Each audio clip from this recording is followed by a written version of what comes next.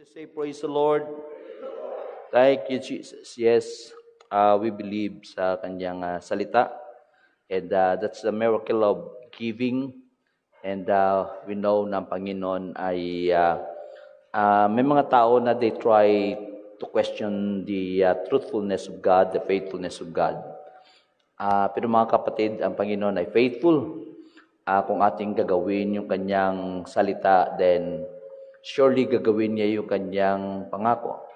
Dahil kung hindi niya gagawin yung kanyang pangako, siya ay, hindi natin siya matawag na faithful. And lahat-lahat ay mawawala, hindi siya holy. Dahil lahat ng kanyang character ay nakadepende kung paano niya i-fulfill yung kanyang mga pangako. Will you say, praise the Lord? So praise the Lord. And that tonight, sa ating Bible study, and praise the Lord. Okay. Praise the Lord.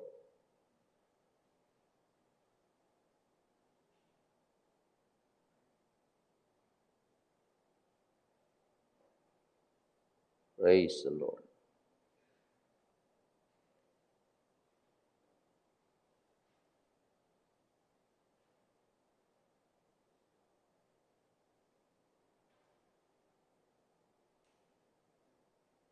So praise the Lord.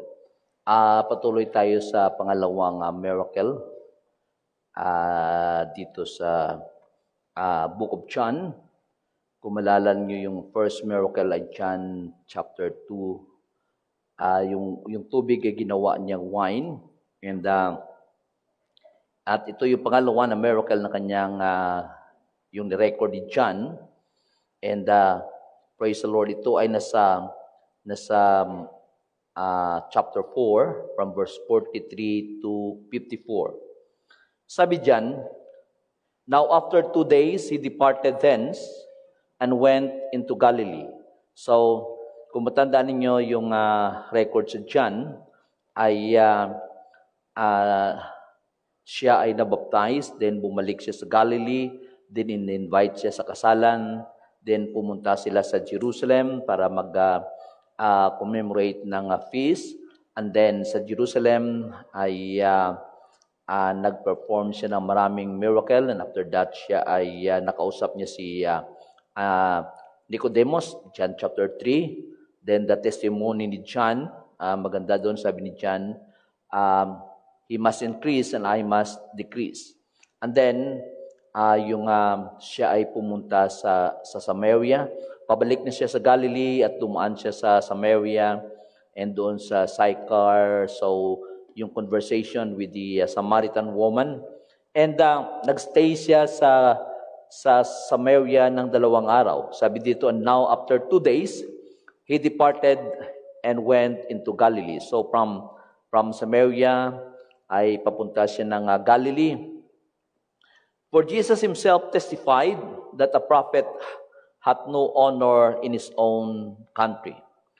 Then, when he was come into Galilee, the Galileans received him, having seen all the things that he did at Jerusalem at the feast. For they also went unto the feast. So Jesus came again into Cana of Galilee, where he made water wine, and there was a certain nobleman whose son was sick at Capernaum. When he heard that Jesus was come out of Judea into Galilee, he went unto him and besought him that he would come down and heal his son, for he was at the point of death. Then said Jesus unto him, except you see signs and wonders, you will not believe. And the nobleman said unto him, Sir, come down ere my child die. Jesus said unto him, Go thy way, thy son liveth. And the man believed in the word that Jesus had spoken unto him, and he went his way. And as he was now going down, his servants met him and told him, this is the nobleman, thy son liveth. Then inquired he of them the hour when he began to amend. And they said unto him, Yesterday at the 7th hour, the fever left. 7th hour, that is 1 o'clock. ng hapon. So the Father knew that it was the same hour in which Jesus said unto him, Thy son liveth. And he himself believed, and his whole house. This again, the second miracle that Jesus did when he come out of Judea into Galilee. Praise the Lord. When you say praise the Lord.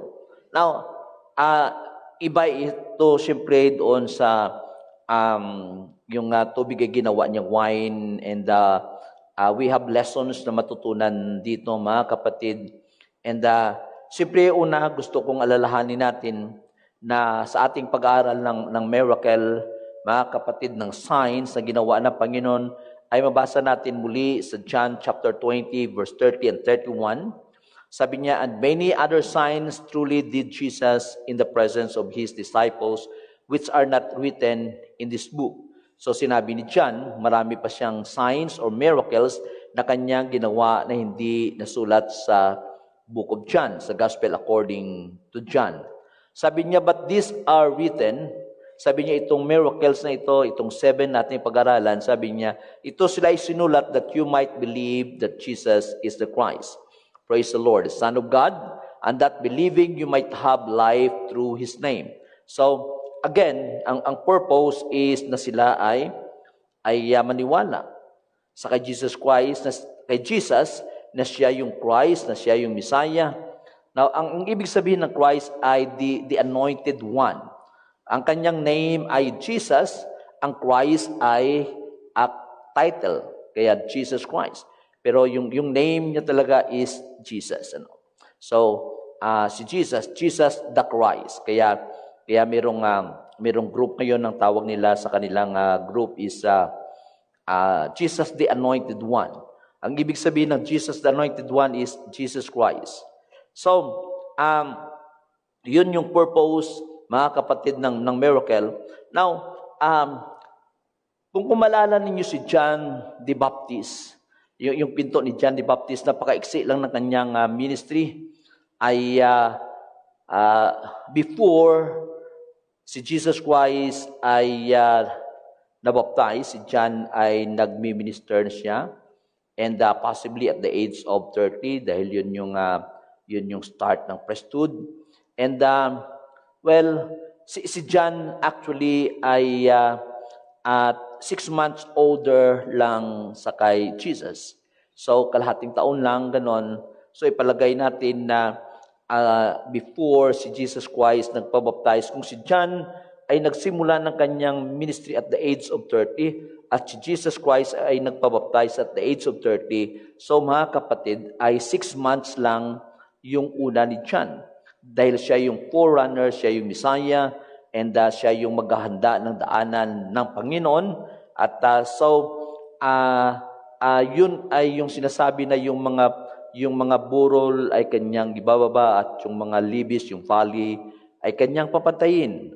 Now, hindi yun literal, yun ay idiomatic expression. Naayusin niya yung daanan, just like sa pagka yung isang king or queen or any nasa posisyon, pupunta sa isang lugar, may mga, especially the king, meron silang pinapadala na mga nauuna para i-prepare talaga yung daanan. Dahil unlike sa ating time, sa ngayon, meron ng daan papuntang Buwan, papuntang Batangas. Sa kanilang time noon, just imagine, meron mga lugar na kailangan nila gawan ng daanan, mga kapatid, para sa pagpunta ng king. Okay. So si John ay yun yung kanyang wine. And siya ay pinadala, though pinsan niya si Jesus, ay hindi niya nakilala si Jesus. Kung matandaan natin, yun yung sabi sa John chapter 1. Now, dahil sa kanyang pag-preach after na nabaptize si Jesus, si John ay fiery na preacher. Talagang kung anong tama ay kanyang tinuturo. Kaya he preached against sin, kasalanan, fornication, adultery, at yun yung kasalanan ni King Herod at ni Herodias, dahil si Herodias ay asawa ng kapatid ni Herod na si Herod Philip. So according sa nabasa ko ay minsan ay dumaan si Herod doon sa kanyang kapatid. Then, yun, nagkahulugan sila ng loob ni Herodias. So, ang ginawa ni Herodias ay dinivorce niya yung kanyang asawa, si Herod Philip. Then siya ay naging asawa ni Herod Antipas, ni Herod. So, again, yun ay sin. That's why we preach against remarriage. Ang divorce ay walang problema, but ang remarriage ay talagang hindi ko pa rin ma-prove sa Biblia na yun ay acceptable. Kung yun ay okay sa Panginoon, so well, siya naman yung judge balang araw. But I will preach according to the Word of God, mga kapatid. So, ganun si John. Kaya dahil doon sa kanyang matinding preaching at sinabi niya ito kay Herod at kay Herodias, siya ay pinakulong. Na gusto ni Herodias na siya ay patayin, pero natakot si Herod, kaya pinakulong lang siya. And nung siya ay nasa kulungan, ito yung nangyari. Nung siya ay nasa kulungan, ano kayang naramdaman niya sa kulungan? Well, minsan ay hindi natin masyado nakita because we thought na si John ay siya yung pinaka-greatest among the prophets at as if na kahit saan mo siya ilagay ay hindi siya nalulungkot, hindi siya nakakaramdam ng depression, ganon sa sitwasyon. But mga kapatid, yun ay atin lamang isipan. Sila ay tao at sila ay subject the same sa ating nadadaanan. So ano kaya yung kanyang naramdaman doon sa kulungan? And just imagine as you study sa kulungan noon at ngayon ay napakalayo. Sabi pa nga ni John Bevere, sabi niya, ang kulungan sa ngayon ay parang mga gym, gano'n, na magaganda. Sabi niya, pero sabi niya, ako'y nakapunta sa East at nakabisit sa mga kulungan, especially yung mga noona na kulungan.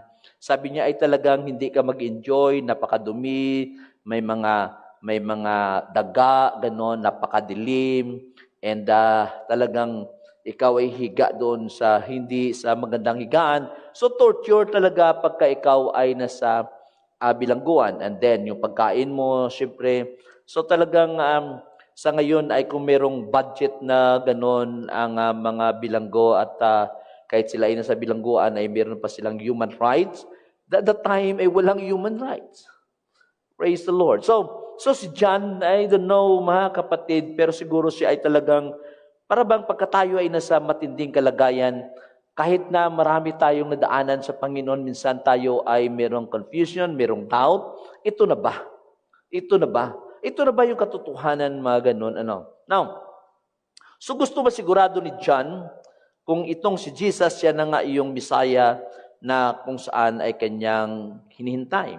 Sabi dito sa Matthew chapter 11 verse 2 to 6, sabi dito sa verse 2 and 3, Now when John had heard in the prison the works of Christ. Kahit na siya ay sa kulungan, naririnig, nakakarating pa rin sa kanya yung balita ng mga ginagawa ng ating Panginoon. Sabi niya, He sent 2 of His disciples. 2 sa kanya mga alagad. Now manote ninyo, kahit si John ay nasa kulungan, hanggang namatay si John, ang mga alagad ni John ay patuloy, kaya nakasalubong pa ni Apostle Paul ang 12 sa kanyang alagad doon sa Ephesus. Now just imagine, si John yun, hindi yun yung Christ. And ang kanyang preaching ay only the preaching of repentance.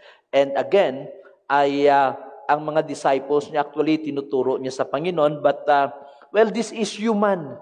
Yung motibo, yung relasyon. So they choose na magstay sa kay John, and then talagang pinatuloy nila yung teaching ni John. Kahit na matay na si John the Baptist, yung kanyang mga disciples ay patuloy pa rin. Na-mark natin yung 12 doon sa Ephesus ay na-convert under sa ministry ni Apostle Paul. And just imagine yung 12 na yun ay pinagmulan din yun ng revival sa Ephesus. Ang ganda actually ang ganda nun, do hindi yun yung aking line.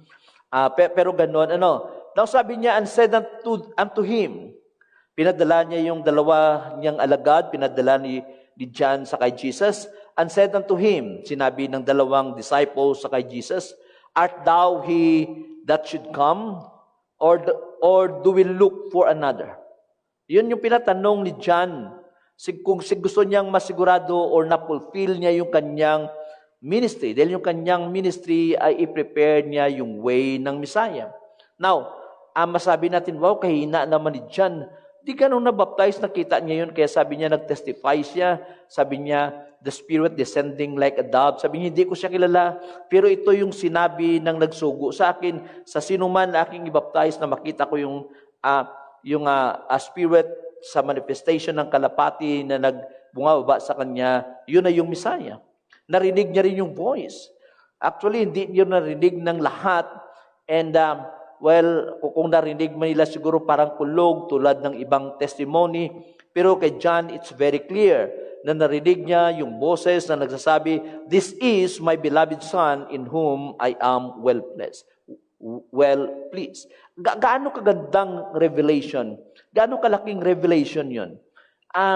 Hindi yun nakalimutan ni John, but nung siya ay nasa sitwasyon, ay nagkaroon siya ng doubt. Nagkaroon siya ng pagdududa. No, sabi niyo, well, mukhang hindi ko nadaanan yan. Minsan nadadaanan natin, yun yung sinasabi minsan na tayo ay nangihina, isa yun sa cause, mga kapatid.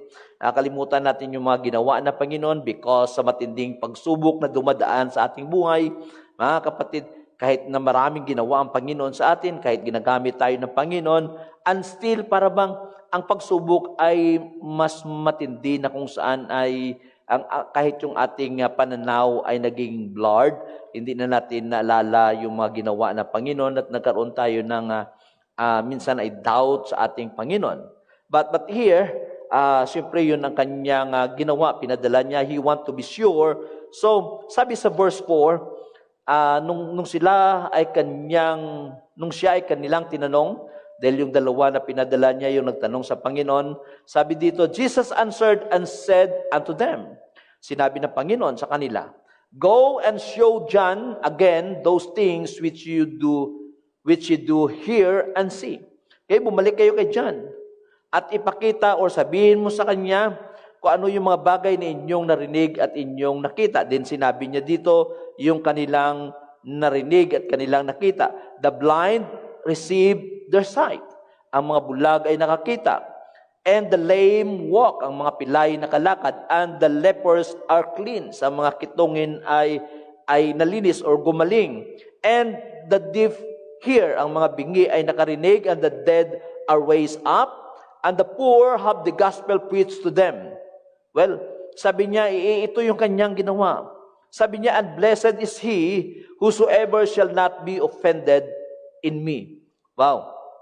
Yun yung pinakalas, Blessed is he whosoever shall not be offended in me. Now, siyempre mga kapatid, sa real na buhay, sa kasaysayan ng ating Panginoon, with all His goodness at ganda ng kanyang teaching, ay meron pa rin nasaktan or na-offend sa Kanya.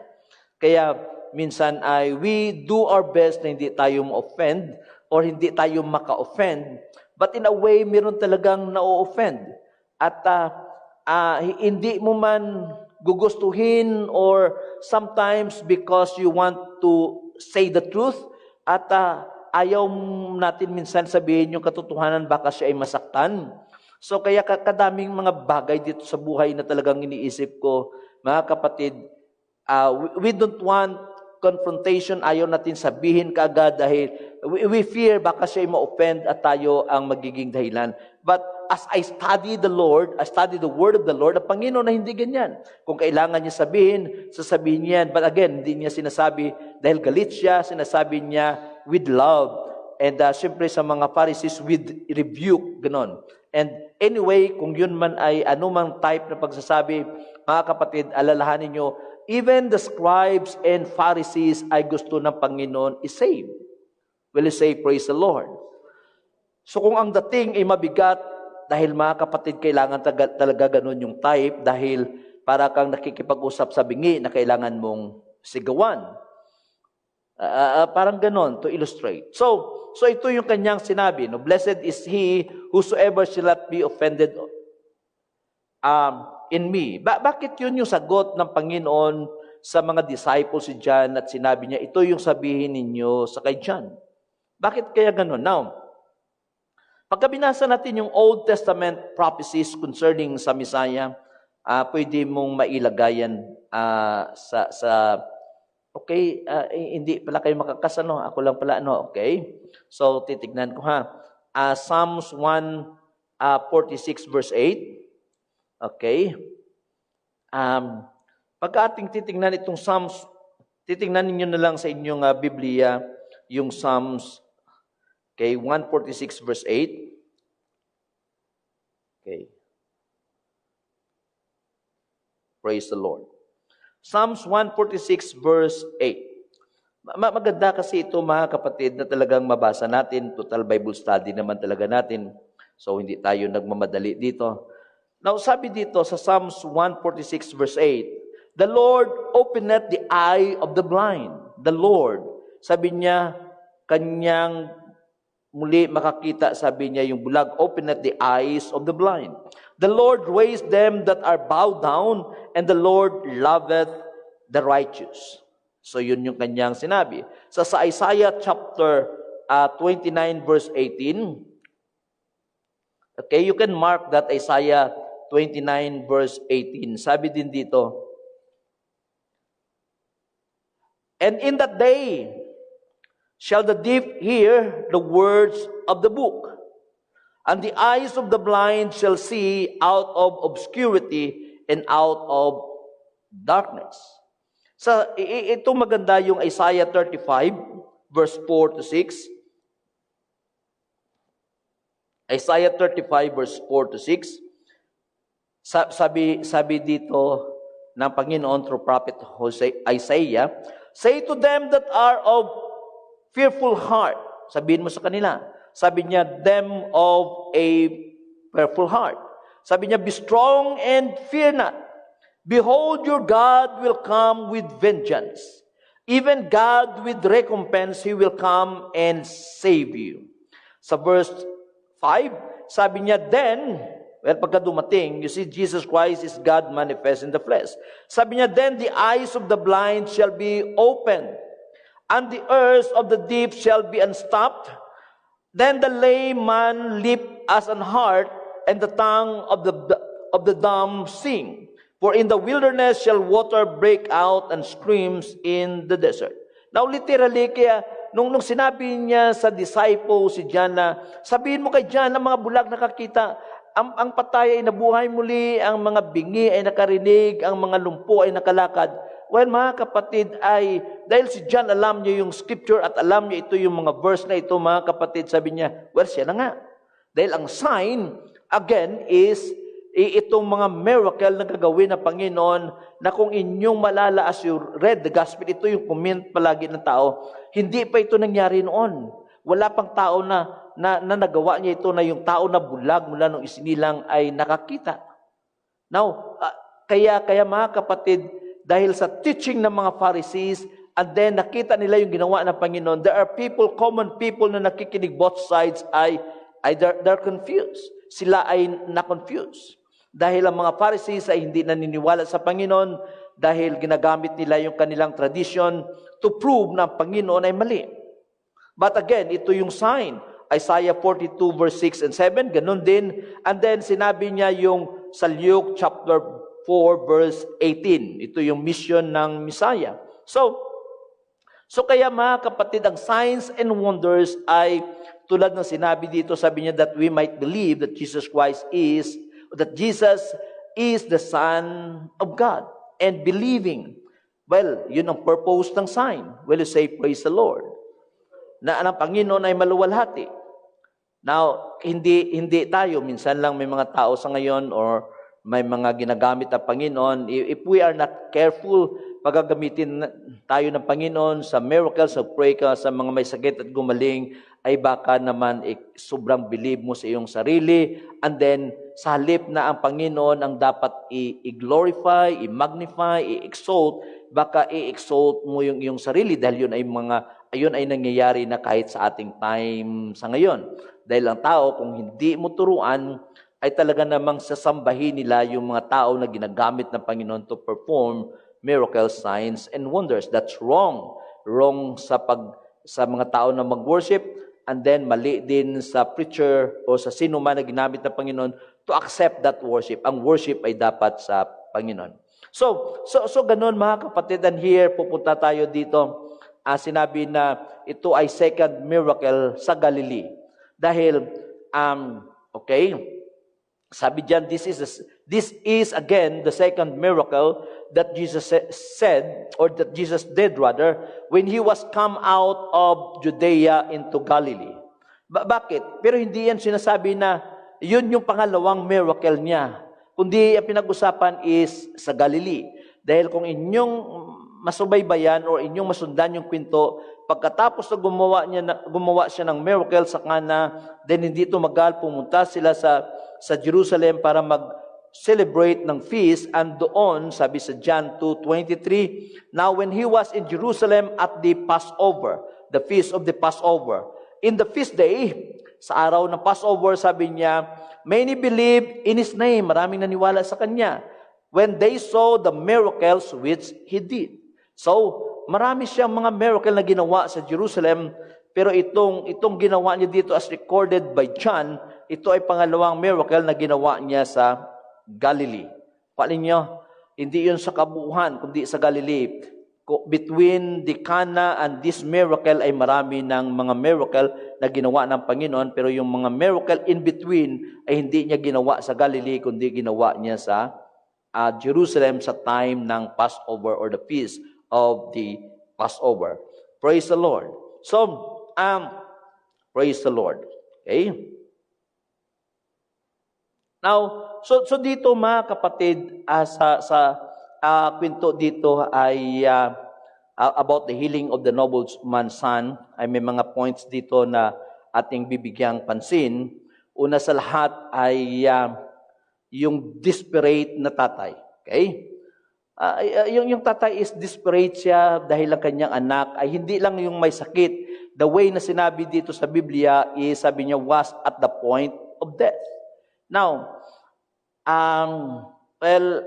siyempre wala akong anak, ganon, na pinaka mga naramdaman ko na ganyan na possibly is, una is yung aking nanay, ganyan, nung siya ay namatay, ganyan. Yung iba ay maring naramdaman nyo. Pero kayong mga magulang at lalo na kayo na nakaranas ng ganito ay talagang maramdaman ninyo yung pain. At pagka yun ay nasa bingit na, no, just like hindi pa naman dito patay, nasa bingit pa lang, ay siguro maramdaman nyo rin yung desperation, na ma-desperate din kayo, gagawin nyo yung lahat, mga kapatid. And siyempre dahil tayo ay mananampalataya, we have this boundary. Pwede tayong pumunta sa doktor, pero wag lang sa mga albularyo, wag lang sa mga faith healer, ganon. Dahil ang power diyan sa kanila is not from the Lord, kundi sa masamang espiritu. And alam natin yan. But many times, mga kapatid, ito yung nangyari sa atin, And we don't want this, pero ito yung nangyari, na minsan, hindi naman lahat, kundi just like yung babae with an issue of blood, ay matagal na siya. Wala pang Panginoon sa ministry, ay meron na siyang ganyang karamdaman. At pumunta siya sa mga doktor, pero hindi siya gumagaling, lalong lumalala yung kanyang karamdaman. At nung minsan ay narinig niya Panginoon at dumaan ang Panginoon sa lugar na kung saan siya ay nandoon, and sinabi niya sa kanyang sarili, sabi niya, mahipo ko lamang yung laylayan ng kanyang damit, ako ay gagaling. Hindi yung sinabi ng Panginoon na, okay, habulin mo ako, pag nahipo mo lang laylayan ng aking damit, ikaw ay gagaling. Hindi ganun yun. Yun ay sinabi niya sa kanyang sarili, at maybe sabihin niyo ay madali lang, but no, siya ay hinang-hina dahil sa kanyang karamdaman. And grabing effort sa kanya yun. So, I don't know, masabi natin yung pagka-compare natin yung desperation sa buhay ng tao, maybe sabihin natin iba pa yung isa, but they are both desperate, just like yung babae na yan. Meron tayong kanta nun, ano ba yun, yung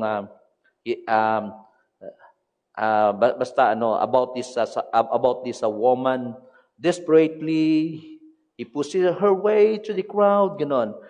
Yun ay ginawang kanta, So, ito din yung tatay ay ganyan din siya sa kalagayan ng kanyang anak. Si Jesus Christ ay nasa Cana. ang kanyang anak ay sa Capernaum. And pumunta siya doon nung narinig niya. Sabi dito, when he heard Jesus was come out of Judea into Galilee, he went unto him and besought him that he would come down and heal his son, for he was at the point of death. So in his desperation, mga kapatid, ito yung kanyang nagawa. But again, kung manote ninyo itong tao na ito, sabi sa verse 49, hindi siya ordinaryong tao, siya ay nobleman. And sa pag-aaral ay siya ay isa sa mga official sa kaharian ni Herod, ganon. It could be, sabi ng iba, siya ay kamag-anak ni Herod or kung ano man siya. Pero ibig sabihin siya talaga ay merong posisyon. But you see, ang kanyang posisyon, ang kanyang pera ay wala magagawa, mga kapatid, and siya ay desperate. Especially ito ay kanyang anak na lalaki, and hindi man natin maintindihan, pero sa kanila, mga kapatid, ay sa kanilang time, ay kung papiliin mo yung mga tao noon, especially ang mga Jew, ay gusto nila ang anak ay palaging lalaki. Ganon yun, palaging lalaki, gusto nila yon. They celebrate ganyan, So, ito yung sitwasyon. Kaya, naikot yung kanyang isipan, ganon, tindi, na lang kanyang gagawin. Wala na siyang hope, no? Sigurado na exhaust niya na yung lahat na magagawa niya, lahat ng pwede niyang gawin with his influence. Pero mga kapatid, hindi ito nakatulong sa kanyang anak. So, si Jesus na lang. Kaya, ay pumunta siya doon dahil narinig niya kung ano yung ginawa ng Panginoon. Could it be kung siya ay Jew, and possibly siya ay Jew, at siya ay, hindi man siya ganun ka-faithful, pero bilang isang Hudyo ay sinicelebrate din nila or nakikiisa din sila sa mga high celebration, especially ng Passover. So sigurado siya ay nandoon din sa Jerusalem, or kung hindi man, dahil sa kalagayan ng kanyang anak, mga kapatid, ay hindi man siya nakapunta doon at nasaksihan yung mga ginawa ng Panginoon, mga kapatid, pero narinig niya sa mga Galileans, Jewish, mga Hudyo na galing doon, itong report about the Lord Jesus Christ. Kaya sabi dito, when he heard that Jesus was coming, anong nandyan? Bakit na-attract siya sa Panginoon? Because of the miracle na kanyang ginawa. Kung hindi siya again nakapunta doon, ay sigurado narinig niya yung report about the Lord Jesus Christ, or dahil siya ay nasa posisyon at alam yung kanyang problema at talagang desperate siya sa kanyang problema, could it be na isa sa mga servants or whatever sa kingdom ay nagsabi sa kanya na, well, si Jesus, ay ito yung taga dito yon at ito yung kanyang ginawa. And imagine kailangan niya si Jesus, and well, unlike sa ating time sa ngayon na madali yung mag-travel, sa kanilang time ay hindi ganun kadali. Sa atin ay may cellphone na madali mag-communicate. Mga kapatid, ay sa kanila ay hindi. Now, pero kung manote ninyo, ay para bang nag-utos siya. Nabantayan kung saan yun. Kaya, with all the places, ang Panginoon ay galing sa Samaria, pumunta sa Cana. Alam niya na ang Panginoon ay nasa Cana. And sigurado, mga kapatid, ay ginamit niya yung lahat ng kanyang influence. Well, let's say, praise the Lord. Dahil ito na lang ang Panginoon, yung kanyang hope para sa kanyang anak. Hindi ko ma-express yung desperation na kanyang naramdaman, though nakita ko lang sa pangyayari dito sa church, and nakita ko, na-observe ko, hindi ko lang nararamdaman yung lalim na kanilang naramdaman, katulad nung maliit pa si Joshua, or rather si Paulo, talagang kinumbulsyon siya, and talagang nagbabayulet na yung kanyang kamay, ganon, na kung makita nyo ay hindi nyo maisip na ito ay ito ay rough pa. Na si Sister Ever, Brother Joseph ay talagang dadapa sa luhod sa pag-pray, dahil talagang si Paulo ay patay na. And Ayun. Ngayon, si Brother Dennis palagi yung tagahawak. So, binigay sa kanya. Umipon kami, nag-pray, ganyan-ganyan. And, at si Paulo ay naka-recover. Praise the Lord, nabuhay siya. So, pero sabi nila ay, hindi na sila nag-hope dahil akala nila talaga ay patay na. And nakita ko yung ganyan, yung action or yung kilos, yung ginawa ni Brother Joseph at ni Sister Ever that time. Praise the Lord. Si Paulo ay mahal na mahal yun ng kanyang lola. Hindi pa si Joshua, no? At wala pa si Joshua noon eh. Sabi ni Joshua, mahal din siya daw ng kanyang lola. Hindi niya na kaya nabutan yung kanyang lola. Yon. And pangalawa ay si Angie. Yun, nung si Angie ay ganun din, nakakumbulsyon din yon. And ganun din yung sitwasyon. Ang masarap yung worship, hindi nalaman ng iba dahil yun ay worship, ganun, nagpipray. And again, si Angie ay binigay sa kay Brother Dennis uli. Andyan sila banda. No? At isip, siyempre yung first aid, nagpipray tayo, and we apply first aid, kailangan ng tubig. Ang aking tubig dito na iniinom, yun yung ginamit. Yung Apply Baptistry din, ano? Dahil ang lahat ay nagpanik, ganyan. Hindi ko alam kung parang may kumuha pa ng tubig noon sa likod, pero kung itinapo na lang pala dyan si Angie noon, ay okay na. I mean, dito is yung kanilang naramdaman. Nandiyan si Sister Marivic. Yung kanilang naramdaman that time, hindi ko talaga lubusang maunawaan. Though ang sa akin ay iba yung aking naramdaman. Sa kanila ay iba yung kanilang naramdaman dahil sila yung magulang. So, ganun. Could it be na ganun yung feeling nitong tatay nito? So, yun yung kanyang mind. Ang pinakamahalaga sa kanya ay gumaling yung kanyang anak. So, pumunta siya sa Panginoon at sabi dito sa 48 and 49, Then said Jesus unto him, Except you see signs and wonders, you will not believe. Wow. Though, according sa aking mga nabasa, hindi niya lang ito sinabi dito sa nobleman. Sinabi niya ito sa lahat ng mga nakarinig sa kanya. Dahil sabi niya pa nga sa verse 43, sa unang mga bersikulo, or rather 44, sabi niya, the prophet is without an honor save in his own country. So, ganon. And, tinanggap nilang Panginoon dahil nakita nila yung mga ginawa ng Panginoon sa Jerusalem. So, ito yung sabi ng Panginoon, except you see signs and wonders, you will not believe. Para sa ating time, ganon, I don't know kung ano tunog nito. Para bang tayong nagbibigay ng emosyon dito, pwede natin masabi na ito ay rebuke sa kanila, kung ano man, kasi ang Word of God, except the Lord will help us, ay para itong text na ikaw ang nagbibigay ng emosyon. No? So, kaya, it could be a rebuke na kayo, kung hindi pa kayo makakita ng miracle, hindi kayo maniniwala. Ganon. Then, sabi dito, the nobleman said unto him, Sir, come down ere my child die. So, makita natin na hindi siya naapektuhan sa rebuke. Inignore niya. Dahil ang kanyang mind, ang kanyang heart, ay nakafocus doon sa kanyang anak na malapit na lang mamatay. So, masabi natin na, nilunok niya na yung lahat. Nilunok niya na yung lahat.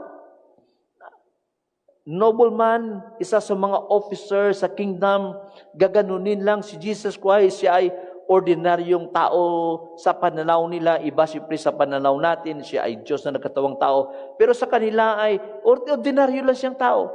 Carpenter, ganun. So, but again, ay hindi sinabi ng nobleman na mag-ingat-ingat nga, mag-ayos ka nga ng iyong salita. Hindi mo siguro kilala yung iyong kausap. But no, he ignored. Hindi niya tinaas yung kanyang sarili, kundi nakiusap pa rin siya sa Panginoon. Sabi niya, Sir, come down ere my child die. So ito pa rin, mga kapatid. Praise the Lord. Because of desperation.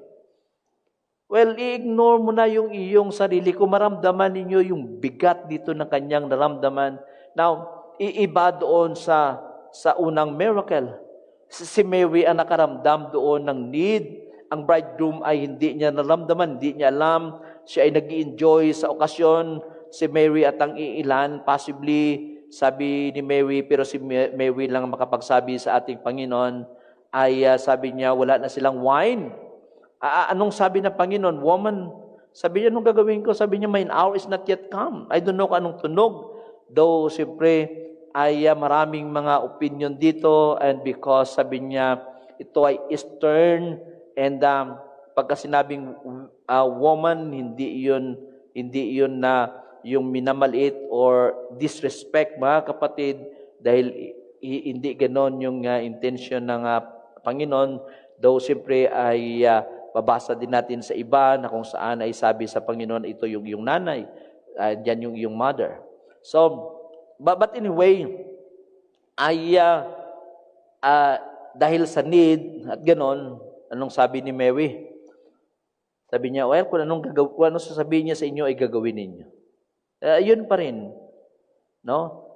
So here, ganyan na ganyan, ito lang ay talaga yung may pangangailangan, ito yung tatay. So the next is, ang nabasa natin ay yun ay kanyang sinabi, sabi sa verse 50, Jesus said unto him, go thy way, thy son liveth. Yun ay yung sinabi ng Panginoon, go thy way, thy son liveth.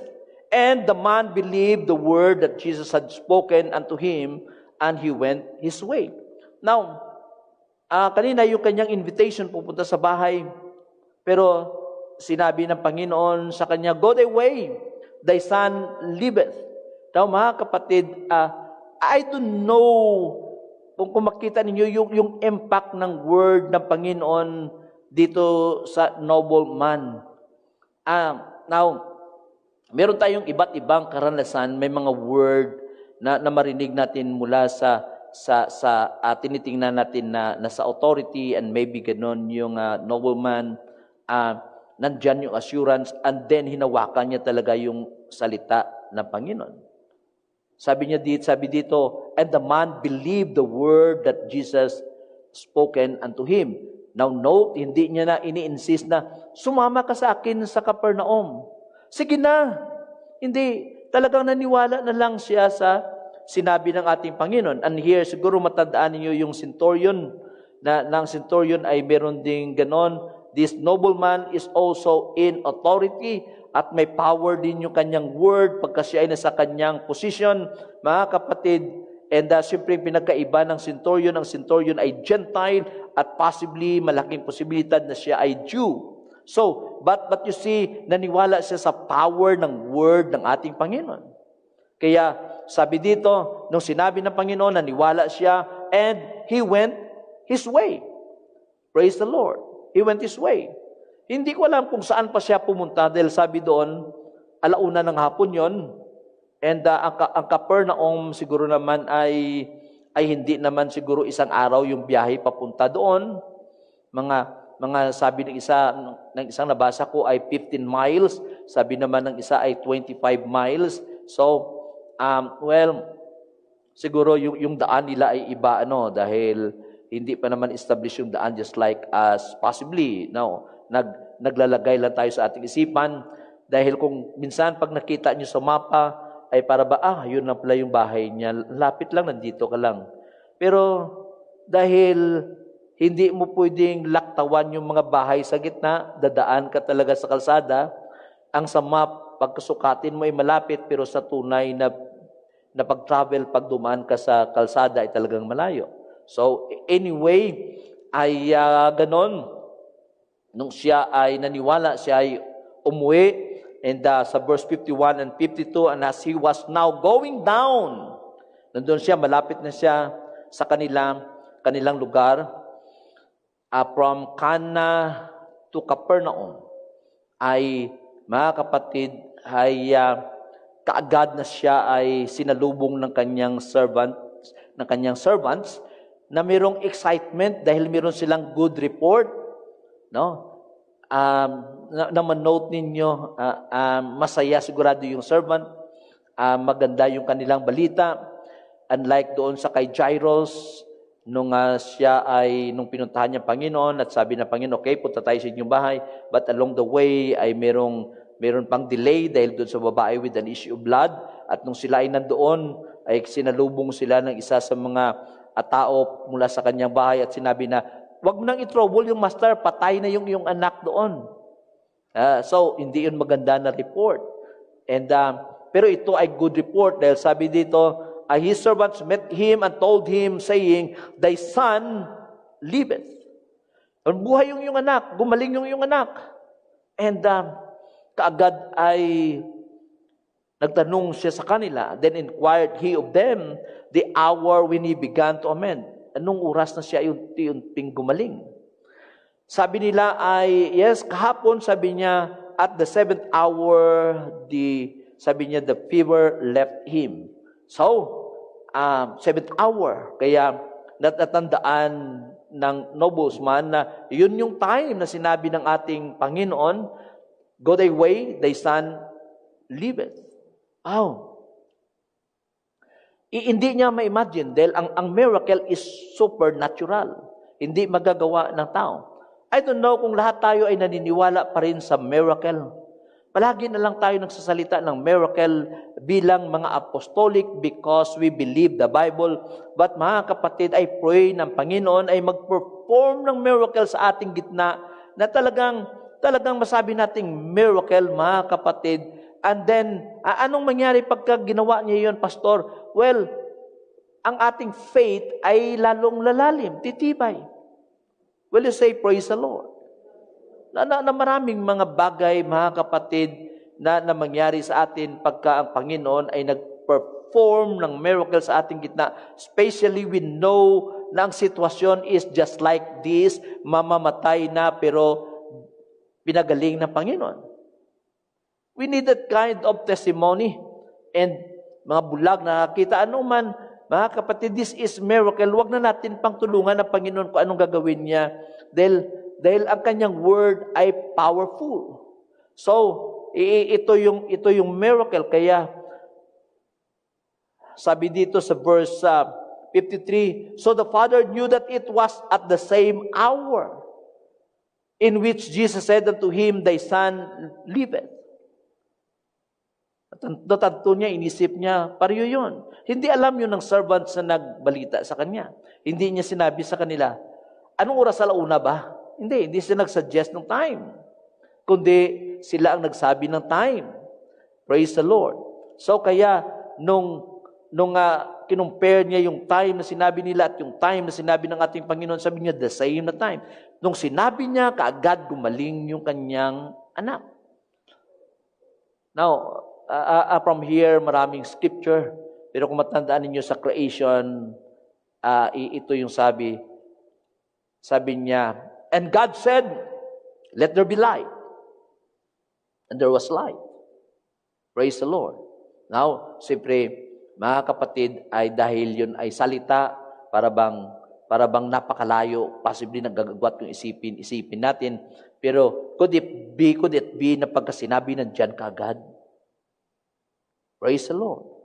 So, yun ang sitwasyon, yun yung nangyari. At ano naman yung epekto?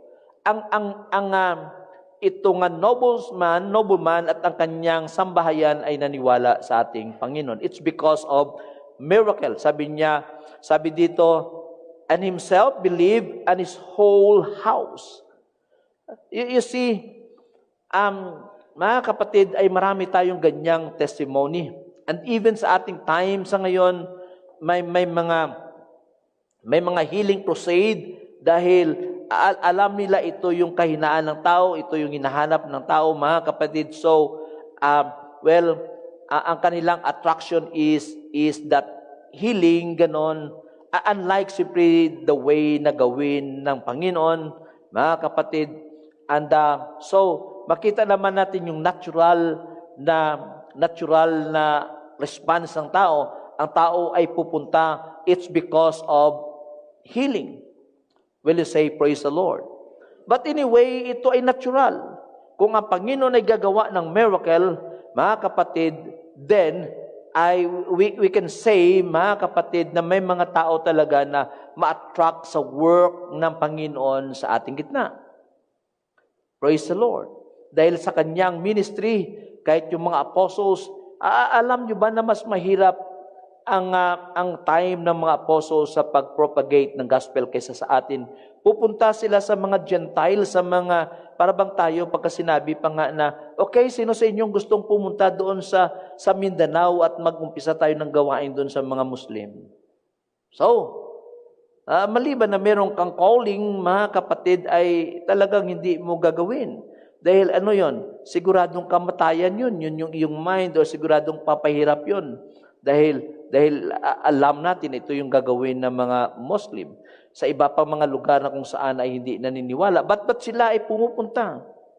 At paano ginawa ng Panginoon yung conversion ng marami? It's through miracle signs and wonders. Well, you say, praise the Lord. Hindi lang word. Kaya sabi ni Apostle Paul, sabi niya, the kingdom of God is not in word, but in power. Praise the Lord. Well, you say, praise the Lord. We study. Pero mga kapatid, let's desire na ang Diyos ay confirm niya yung ating preaching, ang ating teaching, ang ating Bible study with signs following. Will you say amen? Okay. But we're talking about miracle, mga kapatid, dito naniwala sila. Pero again,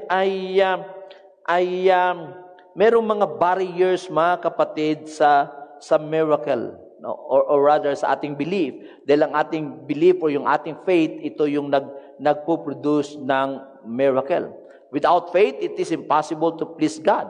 Sabi doon ni Apostle Paul sa isang lumpo doon na nakikinig sa kanya, sabi niya na discern niya na meron siyang faith, ganon. And so, sinabihan niya at lumakad. And then, kung maalala niyo yung Panginoon, sabi niya sa 2 bulag, naniniwala ba kayo? According to your faith. It's according to our faith. Kahit yung ating prayer, sabi niya, if you pray believing, ganyan ibigay sa inyo. Now, it's faith. But merong barriers yung faith. Okay. The number one na barrier ng faith is familiarity. Patandaan natin sa Matthew chapter 13, verse 54 to 58, ito yung ating Panginoon.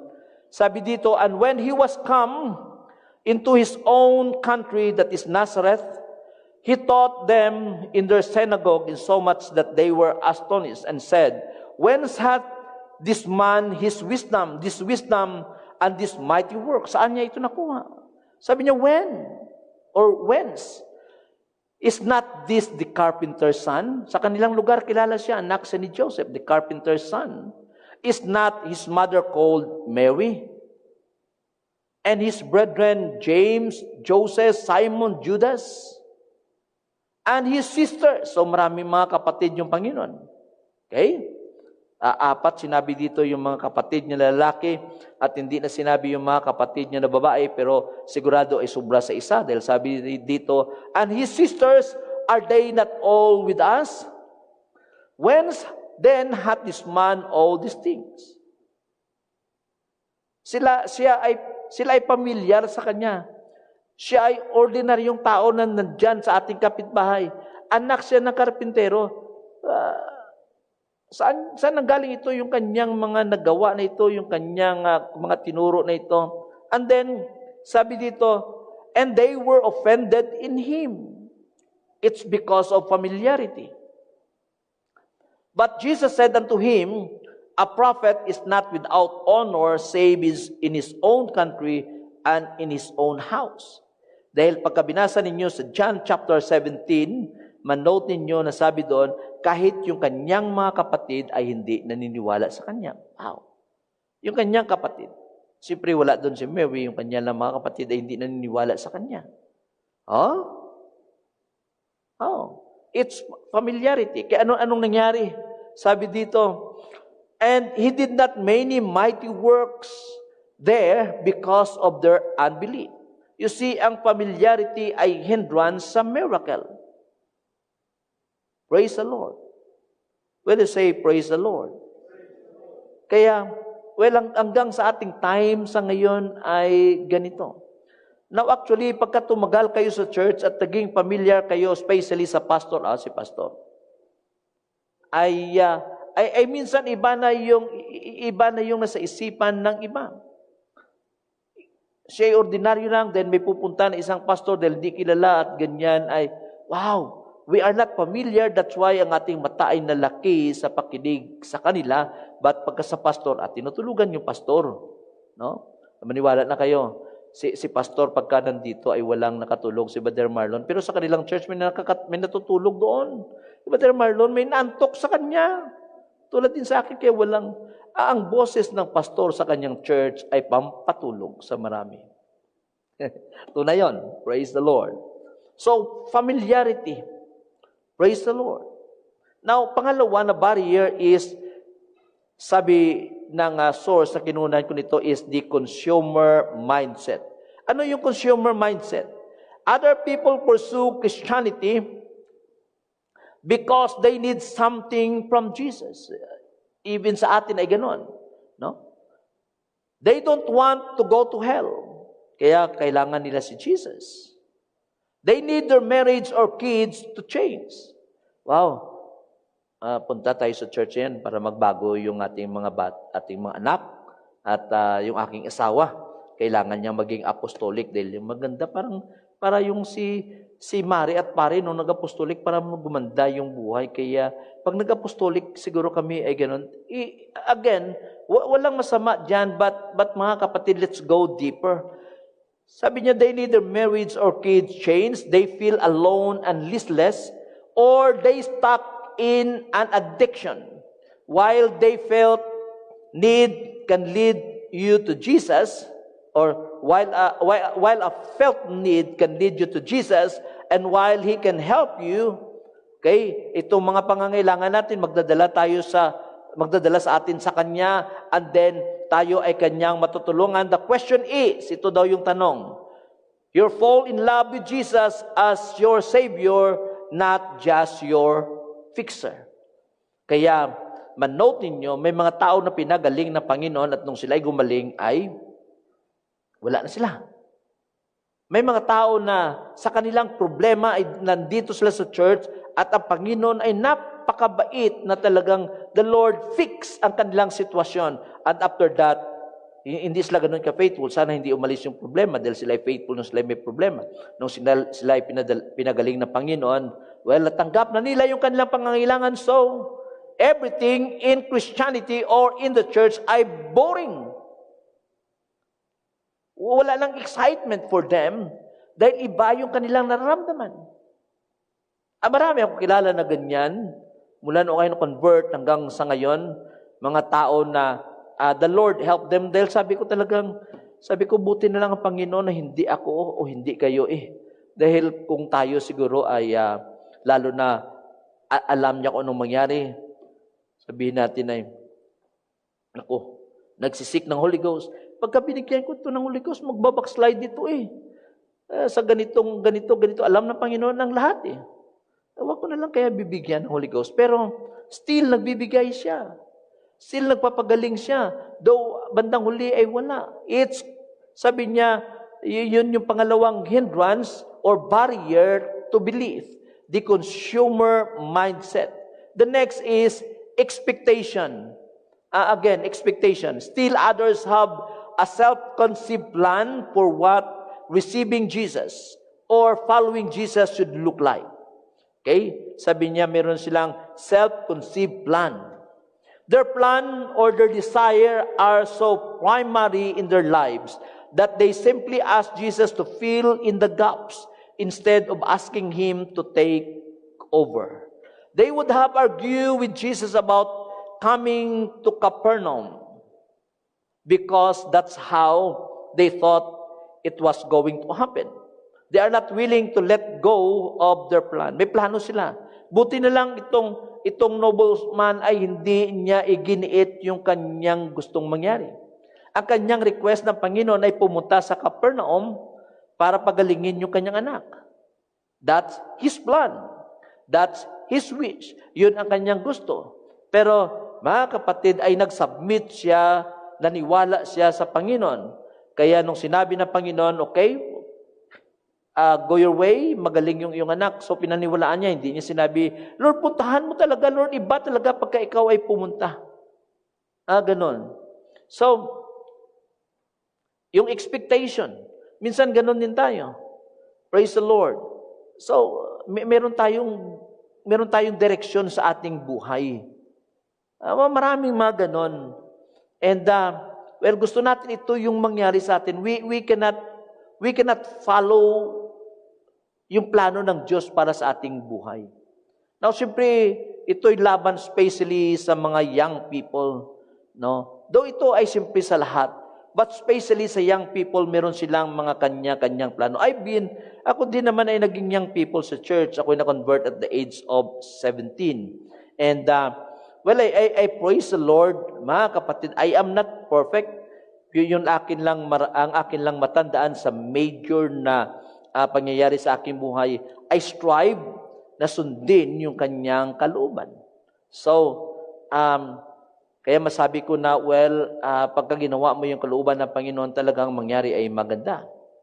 Praise the Lord. Praise the Lord. So, expectation. The next number 4 ay pride. Wow, siyempre, talagang alam natin ito, barriers talaga ito, or barrier talaga ito sa atin. Sabi niya, or here's a major problem. Instead of simply obeying what Jesus calls them to do, sundin lang kung anong sinabi ng Panginoon dapat gawin, these people push back against the demands of the gospel because they think they know what is best. Alam nila kung anong the best sa kanila. Minsan, alam niyo ba, minsan ako may feeling din. Now, just to tell you yung aking naramdaman minsan I try to rebuke myself dahil ito'y temptation sa akin. Dahil siyempre mga kapatid, ang aking desire, we are all struggling, we are all striving, ganon, to be saved. Pero pag makita mo na, wow, ano bang nangyari sa church sa ngayon? Mga kapatid, bakit Lord ay ganito? Lord, parang nagiging tawag dito? Nagiging, para bang, hindi ko mano yung term, yung magiging rason na sa kanila yung hindi pumunta sa church, hindi magsimba, hindi umattend sa Bible study at prayer meeting. Dahil, may rason naman ngayon, pandemic sa ngayon. You see, merong mga ganyan sa church. I pray, kahit yung mga especially, sabi nyo to, okay naman sa Facebook, na ganyan. So, mga kapatid, siyempre sabihin, bakit pastor, kasya ba tayo lahat pagka pumunta kami dyan? Now, I want you to know na kahit wala pang pandemic, ang ating attendance sa church ay parang Sunday morning natin. So kung kayo na sumisimba noong time na wala na normal ang lahat, kayo na uma-attend sa Bible study at prayer meeting, still tayo ay kasya. Praise the Lord. Tama ba, Taps? Tama ba, Brother Dennis? Now, simply we know the attendance. Pero na-reveal yung heart. Bakit? Di ba mas komportable naman nood sa Facebook Live? Pwede kang nakashort. Pwede kang nakakapi-kapi. Pwede kang kumakain. Pwede mo pamataasin yung paa. But not in the church. Praise the Lord. Ganon. Now, it's discipline. But you see, gusto natin yung atin eh. Si pastor naman sobra-sobra. Ayaw ko. Basta ako nagre-remind lang, bahala kayo. Hindi naman ako pwedeng mamilit. Kahit ang aking tunog ay parang namimilit. Nasa inyo naman yan. Kung sabihin mo kasi ako, pastor, pagod. Pagod din naman kayo noon eh. Pero nakakasimba kayo pagka Thursday. Nakaka-prayer meeting tayo. Yun pala ang inyong ginagawa noon ay kayo ay sumasabay lang sa agos. Hindi pala yung talagang tunay na kayo ay naniniwala. Talaga lang palang nahihiya kayo baka sabihin na bakit kayo absent. Kayo ay malapit lang. Ganun. Naintindihan ninyo. I pray, bato-bato sa langit, ang matamaan ay magbago. Sabi niya, they want Jesus to bless their plans to fulfill their life or fulfill their life. They want change with their kids or spouse or friend because life is so hard. But they don't realize that the first step toward belief is denying yourself. Self-denial. Gano'n kadami sa atin yung merong ganyan? mga kapatid. And syempre, we want things in this life, ganyan. And we are struggling, we are battling sa buhay na ito. Meron tayo kanya-kanyang pagsubok, meron tayo kanya-kanyang struggle. Ako meron akin, kayo ay merong inyo. And wala sa atin dito masabi niya, ako lang ata, pastor, yung wala. No. Hindi ko lang alam. May laban din kayo. Praise the Lord. Mukha tayong mga mababait dito. Mukha tayong mga kwan, pero I believe meron tayong struggle. So last is guarantees. People want to be 100% sure before they take first step. Mga sigurista ba? No? Bago sila humakbang ng unang hakbang, ay sigurado ba ito 100%? They either think that belief means no doubt, or it means that believing is going to be worth it. To be clear, it surely will, but some people wait until they can see every implication before they start on the path of belief. Siguro masabi natin ay si Thomas isa dito. No? Well, sabi ni Thomas, maliban na makita ko yung mark sa kanyang kamay ng pako at may pasok ko yung aking daliri sa kanyang tagiliran, sabi niya, well, hindi siya maniniwala. Babuti na lang Panginoon ay merciful, kaya hindi niya man nakita ang Panginoon nung sinabi niya yun, pero alam ng Panginoon, sabi niya, kaya nung napakita siya, hey Tomas, halika, tingnan mo, lagay mo yung iyong daliri sa aking tagiliran. Ano sabi ni Thomas? My Lord and my God. Tama lang talagang tawagin niya si Jesus, my God, dahil in that occasion, makita natin yung natural attributes ng ating Panginoon na siya ay all-knowing God. Alam niya yung sinabi ni Thomas. So, mga kapatid, yun yung garanti. Sigurado ba yun, Pastor? Ako, siyempre, we are growing. Now, we are growing, hindi naman kaagad tayo ay perfect. We are growing. Now, sa maraming bagay, we are growing in faith, we are growing in love. We are growing. Praise the Lord. Praise the Lord. And hindi naman tinanggal ng Panginoon sa atin yung pag-iisip. We are logical people, reasoning. Then sabi niya, come and let us reason together. Hindi ang Panginoon takot na makipag-usap o tanungin siya. Yung may sense, sabi niya sa Israel, come and let us reason together. Praise the Lord. When you say praise the Lord, siyempre, isa noon sa aking, ako'y bagong convert, I believe, pero niisip ko, nasabi nila, pag ako daw ay nagbigay ng tithes, ako daw ay blessed ng Panginoon, na yung aking 90% ay sobra sa 100%, ganyan. Now, hindi ko alam kung saan nila narinig yon, na kanilang natanggap, at din, siyempre, ay sinasabi din, ganun, parang maganda yon. So, sinasabi natin without even understanding how. Though alam natin, not everything sa faith ay kaya nating i-explain. But bilang tao, siyempre sa time na ganun ay, anong kasiguraduhan nito? Ako estudyante, yung aking allowance ay 50 pesos, kasama diyan yung aking pagkain, isang linggo, yung aking pamasahe pa uwi, ganyan. Kailangan ako'y marunong magtipid yan. That time, ang pamasahe ay piso pa lang. No? So, pero pauwi sa amin ay 4 na piso yon. So, papunta sa school ay nilalakad, pwedeng tricycle, pero dahil you have your budget, so lalakad ka na lang. Buti noon ay makabili ka ng ulam na 5 piso, gano'n, marami-rami na yon, mga kapatid, at masarap-sarap na yon. So, piso ay meron ka ng gulay, munggo, gano'n, okay na. So, dinadamihan ko na lang ng tubig para lumaki yung aking tiyan at ako ay busog. No? Pero pagka naman ay naubos din, liliit din kaagad. So, but anyway, mga kapatid, sabi nila ay gano'n. So, hindi ko ma-explain. But I believe. Ako'y naniwala. And hindi ko kaagad natanggap yung result. Pero looking back sa time na tinuro sa akin ng aking pastor at pinagsikapan ko na sundin hanggang sa ngayon ay masabi ko na, wow Lord, ako'y nag-harvest. Ako'y nag-aani because I believe. The time ako ay estudyante at I praise the Lord na hindi niya ako pinabayaan. Ako'y nakagraduate, ako'y nakapagtrabaho hanggang sa ako'y nag-resign para sa gawain. Actually, hindi ko naranasan yung mag-change ng trabaho or mag-apply ng trabaho na mahirap dahil after OJT, yung aking pinag-OJT-han ay bago pa matapos yung aming OJT na period ay sinabi na ako ay kanilang i-absorb. So dapat ako ay i-absorb na pero wise yung yung company.